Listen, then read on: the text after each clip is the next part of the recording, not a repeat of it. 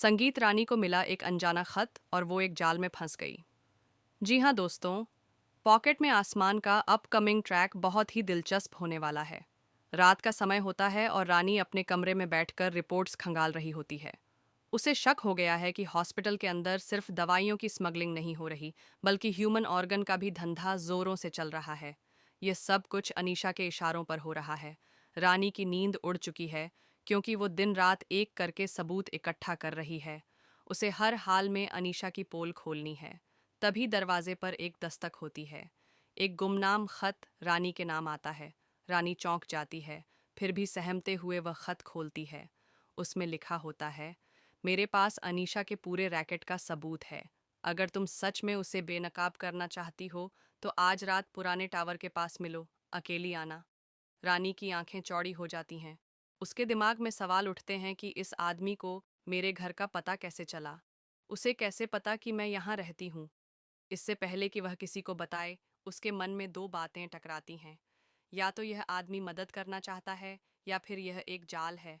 लेकिन रानी तय करती है कि उसे सच जानना ही पड़ेगा।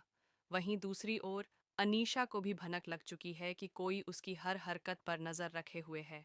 वह समझ जाती है कि यह और कोई नहीं, बल्कि रानी है। अनीशा गीता से कहती है कि अब वक्त आ गया है उस लड़की को रंगे हाथ पकड़ने का। वह गीता को एक खाली डिब्बा देती है और कहती है कि इसे डिलीवरी के लिए ले जाओ, इसी बहाने हमें शिकार को फंसाना है। गीता कुछ नहीं समझती, लेकिन अनीशा की आंखों की चाल देखकर उसे भी लगता है कि कुछ बड़ा होने वाला है। इसके बाद दिखाया जाता है कि रानी ब्लैक हुडी और टोपी पहनकर तैयार होती है। जेब में कैमरा और पेपर स्प्रे लेकर वह पुराने टावर के पास पहुंचती है। अंधेरे में एक परछाई नजर आती है, लंबा कद, चेहरा ढका हुआ। रानी पूछती है, तुम कौन हो? वो शख्स पेन ड्राइव आगे बढ़ाता है और कहता है, ये लो, इसमें वो सबूत हैं जो तुम्हें चाहिए, लेकिन हर किसी पर भरोसा मत करना। रानी हाथ बढ़ाती है, तभी पीछे से गाड़ी की लाइट चमकती है। पुलिस वाले वहां पहुंच चुके होते हैं। रानी चौंक जाती है, लेकिन वो आदमी अंधेरे में गायब हो जाता है।